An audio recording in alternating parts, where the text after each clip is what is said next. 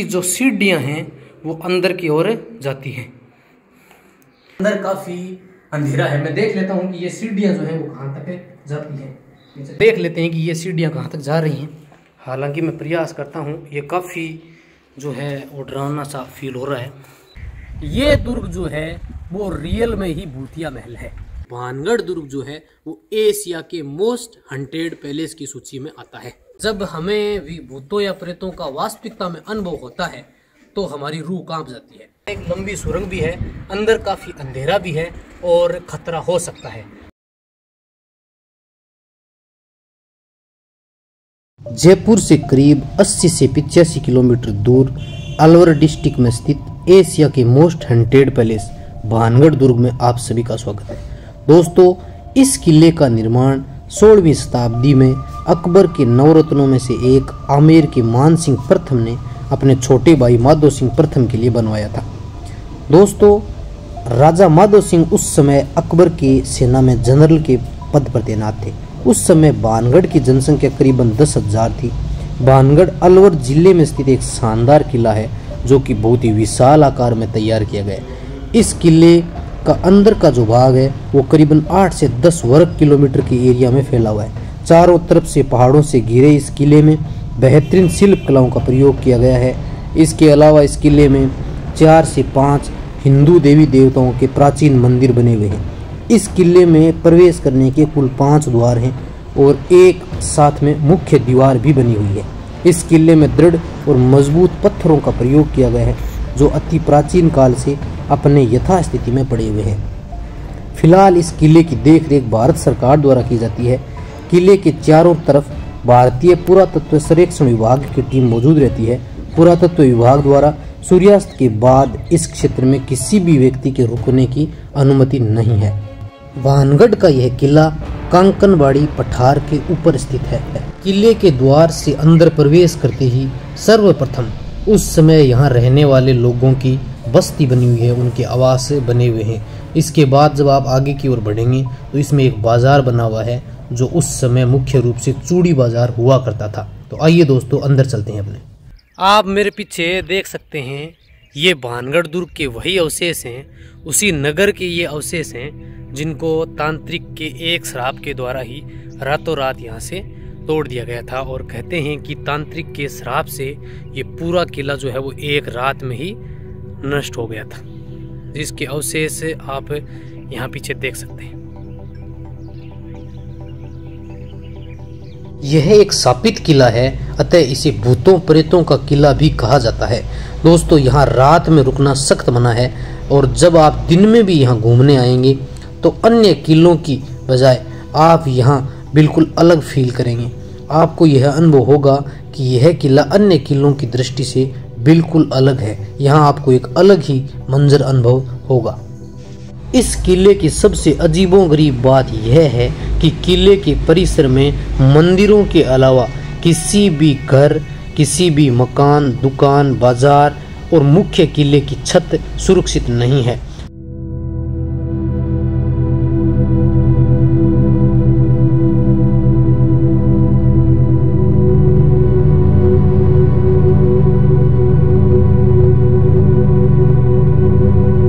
आप यहाँ का ये बाजार जो है वो देख सकते हैं, यहाँ से रातों रात नष्ट हुआ था।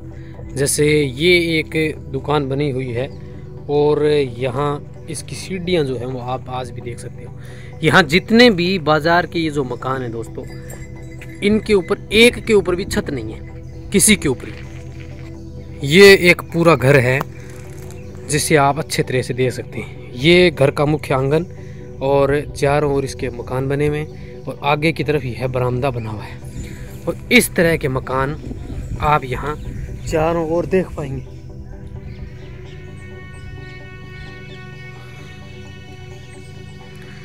और यहाँ 2 महल टाइप के बने हुए हैं जिनकी छत जो है वो आज भी मौजूद है। इनके अंदर भी अपने चलते हैं। जो मुख्य महल है वो इस तरफ रह गया है, सामने पूरा परिसर बना हुआ है और इसके अंदर कम से कम 5 या 6 हिंदू देवी देवताओं के मंदिर हैं जो आज भी बने हुए हैं। दोस्तों, इस दुर्ग का जो मुख्य हंटेड पॉइंट जो है वो ये जो छतरी बनी हुई है, वॉच टावर जो बना हुआ है, ये कहते हैं कि उसी तांत्रिक की है जिसकी कहानी यहाँ से जुड़ती है। इस प्राचीन नगर का प्रमाण आपको जगह जगह पे मिल जाएगा। और यहाँ घरों के बीचों बीच ये कुआं बना हुआ है, जो कि आप देख सकते हैं। ये कुआं उस समय पानी निकालने के काम लिया जाता होगा, आज भी यह गहरा है कि अब इसमें पानी नहीं है दोस्तों, सूख गया है और ये नीचे से बंद है। उस समय इसको पानी निकालने के काम लिया जाता होगा, जो कि इन घरों के बीचों बीच बना हुआ है।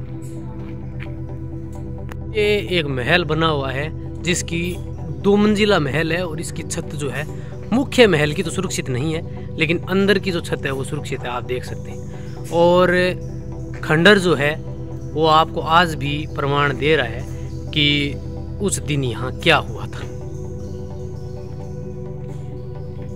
तो भानगढ़ दुर्ग में मुख्य महल के अतिरिक्त ये एकमात्र ऐसा महल है जिसकी 2 मंजिला महल की छत जो है वो सुरक्षित है। यहाँ पूरा का पूरा बाजार और मुख्य महल के अतिरिक्त जो भी पूरा बाजार, यहाँ की दुकानें, यहाँ के घर और यहाँ का एक मीना बाजार जो था वो पूरा का पूरा उसी रात को ध्वस्त हो गया। यहाँ मुख्य महल जो है उसके कुछ अवशेष, जिनकी कुछ छतें जो हैं वो अब यहाँ हैं, बाकी पूरा का पूरा महल जो है वो ध्वस्त हो गया उसी रात। ये जो आप महल देख रहे हैं मेरे पीछे, इस महल को देख कर ही आप अनुमान लगा सकते हैं कि उस रात यहाँ क्या घटना हुई होगी। दोस्तों, राजस्थान के अंदर आप लोगों ने जैसलमेर के कुलदरा गांव के बारे में सुना होगा, जो हंटेड पैलेस में आता है। और ये भानगढ़ दुर्ग जो है वो एशिया के मोस्ट हंटेड पैलेस की सूची में आता है।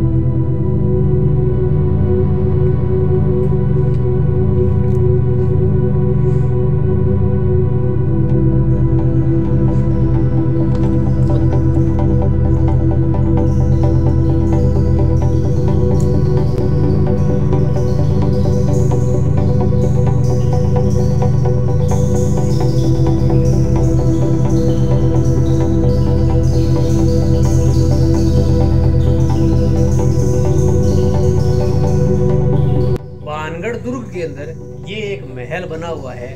ये एक घर टाइप का है।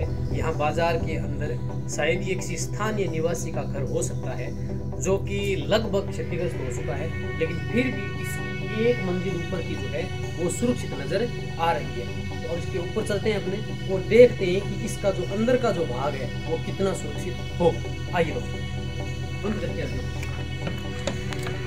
आपने भूतों प्रेतों की कहानियां बहुत सुनी होंगी, और भूतों प्रेतों की जो कहानियां हैं वो सुनने में बहुत रोचक लगती हैं, लेकिन ना तो इस बात को विज्ञान स्वीकार करता है, और जब हमें भी भूतों या प्रेतों का वास्तविकता में अनुभव होता है तो हमारी रूह कांप जाती है।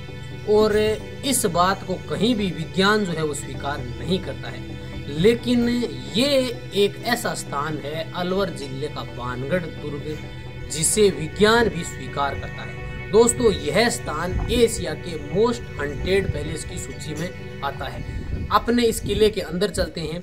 जहां मैं बैठा हूं ये किसी स्थानीय निवासी का उस समय 16वीं शताब्दी में किसी का घर था, जो दुर्ग के साथ ही पूर्ण रूप से नष्ट हो गया है।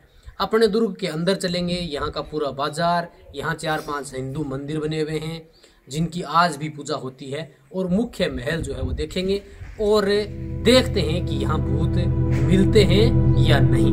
आइए दोस्तों मेरे साथ और चलते हैं अपने महल की तरफ।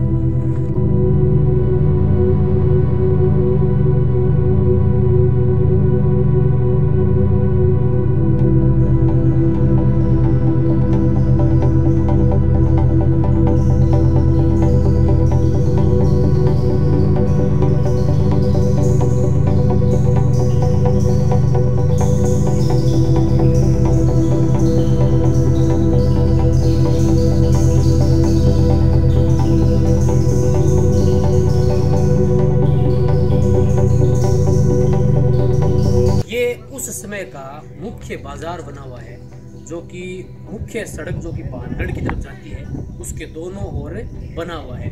और यहाँ आप देख पाएंगे कि किसी भी दुकान की आपको छत दिखाई नहीं देगी। हालांकि इसका ऊपर का जो ये बरामदा है ये बना हुआ है, और ये जो दुकान है वो 2 या 3 स्टेप के अंदर बनी हुई है। प्रत्येक दुकान जो है वो अंदर की तरफ 2 या 3 स्टेप में बनी हुई है और आप यहाँ से पूरा बाजार जो है वो देख सकते हैं।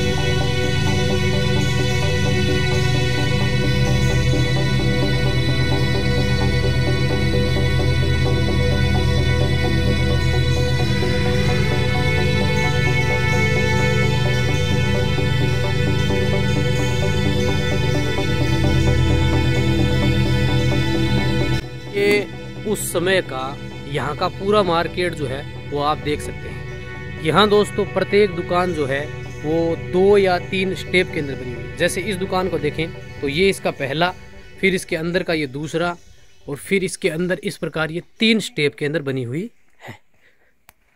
400 से 500 साल बीत गए जब इस दुर्ग का निर्माण किया गया था और जब यहाँ तांत्रिक ने या उस ऋषि ने जब श्राप दिया था तो ये पूरा का पूरा दुर्ग जो है वो एक रात में ही समाप्त हो गया था। और ये जो मैं खड़ा हूँ आप यहाँ से देख सकते हैं मेरे पीछे, ये यहाँ का पूरा बाजार जो था, कहते हैं कि यह बाजार उस समय यहाँ लगा करता था और करीबन ये 3 से 4 किलोमीटर के एरिया में यहाँ फैला हुआ है। आप मेरे पीछे भी देख सकते हैं ये पूरा बाजार यहाँ सड़क के दोनों किनारों पे लगा हुआ है और ये मुख्य सड़क जो भानगढ़ दुर्ग की ओर जाती है वो है। आप पीछे भी देख सकते हैं ये भानगढ़ दुर्ग का वो मुख्य बाजार है जिसका दृश्य आप देख सकते हैं। प्रत्येक दुकान जो है वो 2 या 3 स्टेप के अंदर बनी हुई है और किसी भी दुकान के ऊपर आपको छत दिखाई नहीं देगी और यह करीबन 1 किलोमीटर के एरिया के अंदर मुख्य सड़क के दोनों ओर फैली हुई है। 400 से 500 साल बीत गए लेकिन आज भी इसकी दीवारें जो हैं वो उसके बाद में बिल्कुल सुरक्षित है जब ये नष्ट हुआ था। अभी यह भारतीय पुरातत्व सर्वेक्षण विभाग की निगरानी के अंदर है। यहाँ आपको सामने जो ये 2 महल दिखाई दे रहे हैं सिर्फ इनकी छत ही सुरक्षित अवस्था में है। उस तरफ आपको दूर भी खंडर दिखाई देंगे। हाँ, स्थानीय लोगों के अनुसार 6 बजे के बाद यहाँ यह दुर्ग जो है वो बंद हो जाता है और रात में यहाँ आना सुरक्षा की दृष्टि से सही नहीं है। दोस्तों यहाँ कहते हैं कि आज भी रात में दुर्ग से आवाजें आती रहती हैं और ये जो बाजार है ये मुख्य रूप से चूड़ियों का बाजार उस समय हुआ करता था। यहाँ स्थानीय लोगों के अनुसार आज भी यहाँ रात में चूड़ियों की आवाज जो है वो आती है।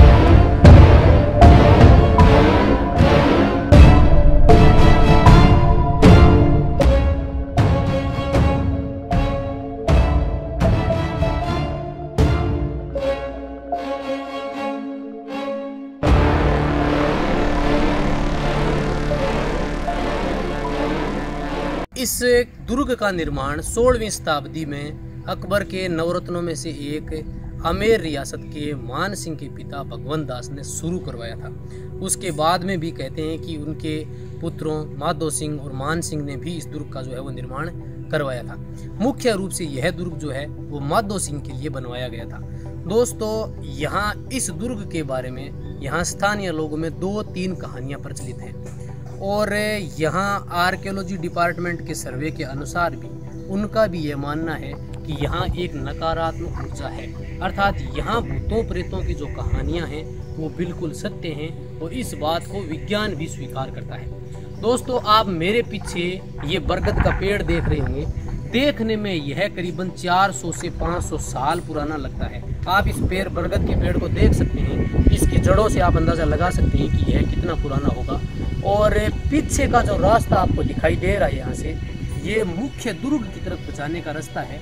मुख्य गेट से लेके और दुर्ग के मुख्य प्रवेश द्वार तक दोनों ओर पहले जो है वो यहाँ का स्थानीय लोगों के घर बने हुए हैं, और उसके बाद में यहाँ का मीना बाजार बना हुआ है, जो कि मुख्य रूप से कहते हैं कि यहाँ चूड़ियों का बाजार हुआ करता था। दोस्तों अब अपने चलते हैं दुर्ग के अंदर की ओर और दुर्ग के बारे में जानकारी प्राप्त करते हैं। दोस्तों ये दुर्ग जो है वो रियल में ही भूतिया महल है। यहाँ की एक घटना के अनुसार कहते हैं कि यहाँ बालूनाथ नाम का कोई ऋषि रहता था, और जब भगवंत दास ने माधो सिंह के लिए ये दुर्ग निर्माण शुरू करवाया तो उन्होंने यह शर्त रखी थी कि इस दुर्ग की परछाई जो है वो मेरी तपोस्थली तक नहीं पड़नी चाहिए। कहते हैं कि उन्होंने इस बात को स्वीकार कर लिया था और दुर्ग का निर्माण शुरू करवाया गया। हालांकि भगवंत दास ने जब इसका निर्माण करवाया तब ये कम मंजिल थी, लेकिन कहते हैं कि उनकी आने वाली पीढ़ियों ने जब इस दुर्ग को और बढ़ाया तो जैसे जैसे इस दुर्ग की ऊंचाई बढ़ाई गई, इसकी मंजिलें बढ़ाई गई, तो कहते हैं कि उनकी परछाई जो है वो उनकी तपोस्थली के ऊपर गिरी, और उन ऋषि ने इस दुर्ग को और पूरे नगर को श्राप दिया कि यह एक दिन में नष्ट हो जाएगा। और तभी से कहते हैं कि यह उसी रात पूरा दुर्ग जो है वो यहाँ नष्ट हो गया।